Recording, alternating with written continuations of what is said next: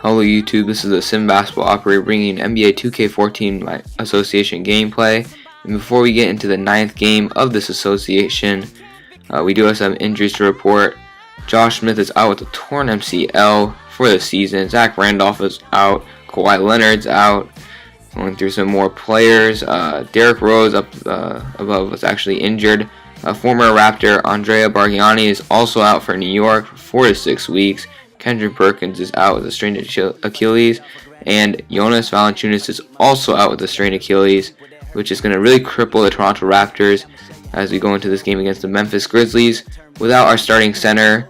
And no, I will not be starting Aaron Gray in this game. I went with Tyler Hansbrough, and I will see you in the gameplay.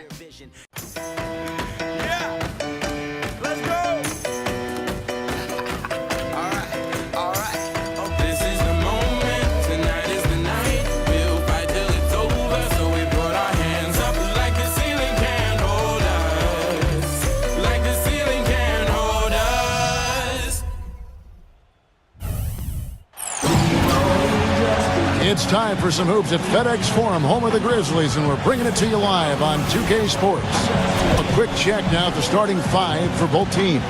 And guys, checking out Michael Conley. What can we see here, you think?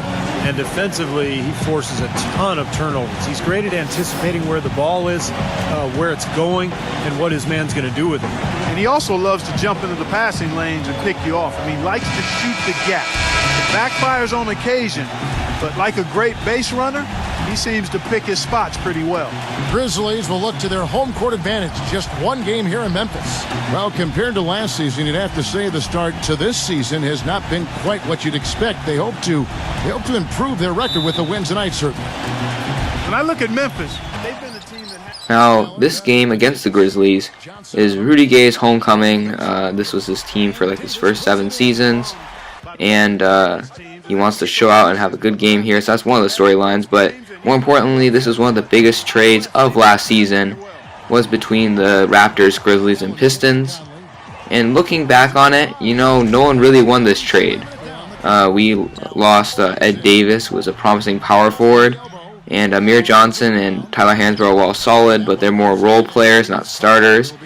Ed Davis is starting here for the Grizzlies. Usually he plays behind Zach Randolph, which might hinder his development. The Grizzlies, while they did well last season, this year so far in real life, they're not doing so hot, and in this association. The Raptors, they pretty much overestimated Rudy Gay. They pretty much got an inefficient scorer who is really overpaid. Next year he's a player option for $19 million, so we got to decide if we want to trade him or just put up with that for 2 seasons. And the Grizzlies, while they focus on more of their bigs, Rudy Gay was one of their better shooters, which is not a good thing, but they still could use the shooting. Tony Allen is becoming a problem just because the only way he can really score on offense is off cuts, and that's just not enough in the NBA at this point. You can't be such a defensive specialist unless you're a 3-and-D type player. And here's one of those guys, Quincy Pondexter. He's a backup small forward. Look at that dunk right there. Surprised by the hops, but that does give Memphis a 10-point lead.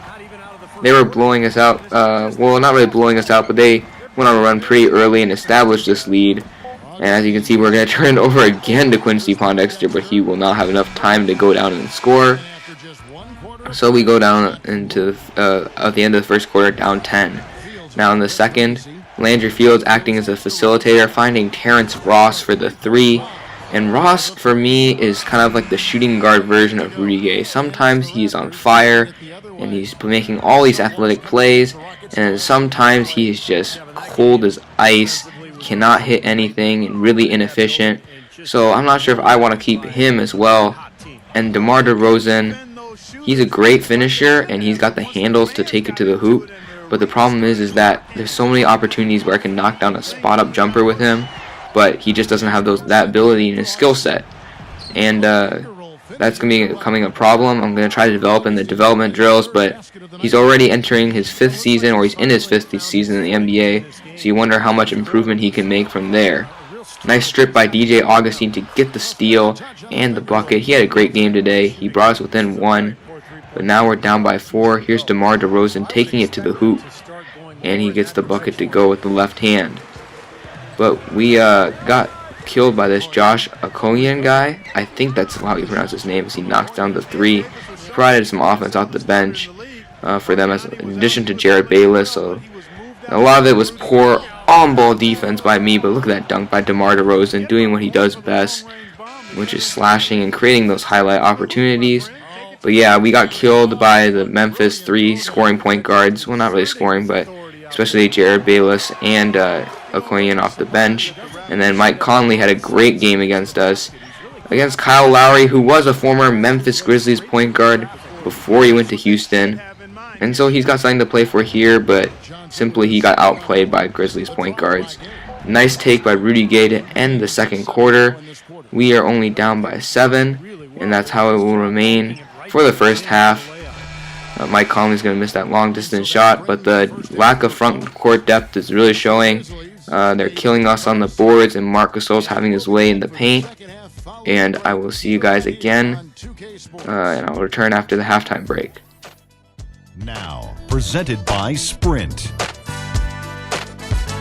It's Wednesday night at the 2K Sports Studio, and this is the halftime report. For the Hawks over at Phillips Arena, they're in a tight game against New York. That one just halfway through the first. And another game going on. The Bobcats in a tight one against the Boston Celtics. A 2-point advantage for them in the second quarter there. And a look now at the rest of the action from around the NBA. Out in Philadelphia, it's the 76ers trailing to Houston. Second half of basketball just getting started for them. And back to the FedEx Forum we go, as the third quarter is just about to start. The Sprint Halftime Report, presented by Sprint. Alright, so now continuing, we are down by 6 in the third quarter, but Mike Conley's given way too much space. Terrible defense by me for that 3, as you can see he's already up to 19 points. It's only the third quarter.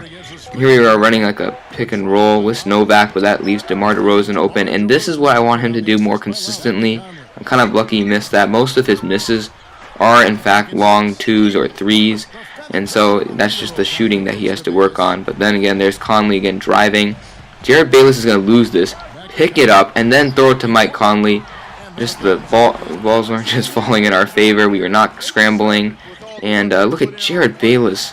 Contested mid-range jumper. Quincy Acey is all over that. Surprise no foul call, but he knocks down the jumper anyway. And it's all the way back up to an 11-point lead. And here we go, Terrence Ross.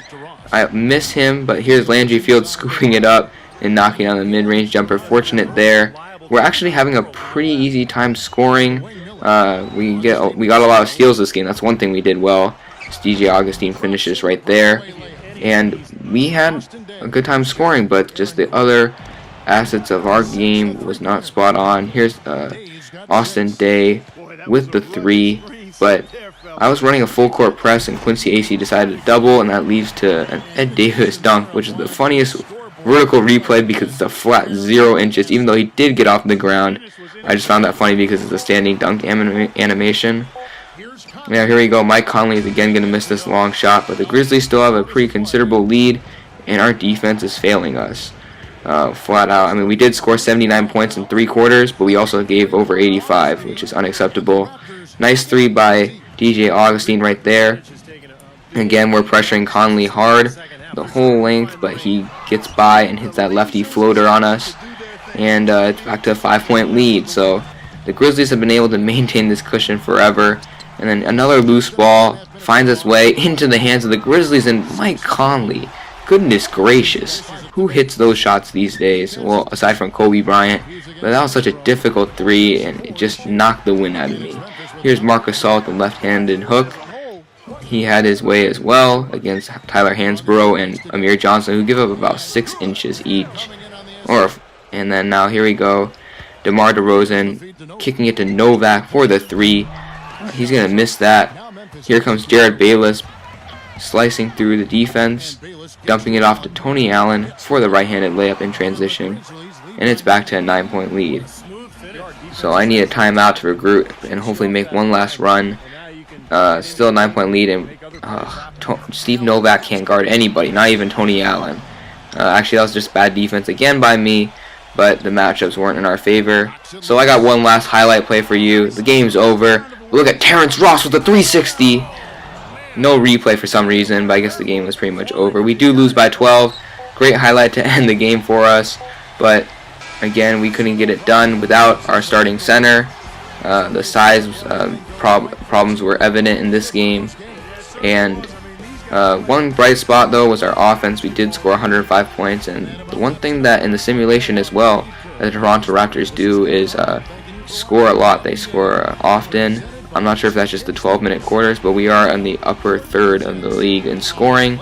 The player of the game was Mike Conley, as you can see looking at his stat line. He had 35 points, 4 assists, 5 turnovers, but that shooting percentage was off the charts. Marc Gasol provides 16 points, 4 boards on 8 of 13 shooting. Jared Bayless came off the bench and provided 15 quick buckets. And then you have Tony Allen with 14. When has he ever scored 14 points? Ed Davis against his old team had 11 and 14. Rudy Gay put up 20 for us. DeRozan 16. Augustine the great game of 14. Lowry with 12. Ross with an inefficient 11. And then Landry Fields, Steve Novak, and Austin Day providing some jump shooting from the wings. So we took a total of 34 three-pointers this game.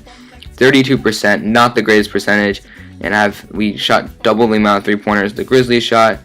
They killed us in points in the paint, so that's something we have to work on. This is the Sim Basketball Operator. I hope you enjoyed this video. Please leave any trade suggestions you have because moves need to be made, and I'll see you in the next video.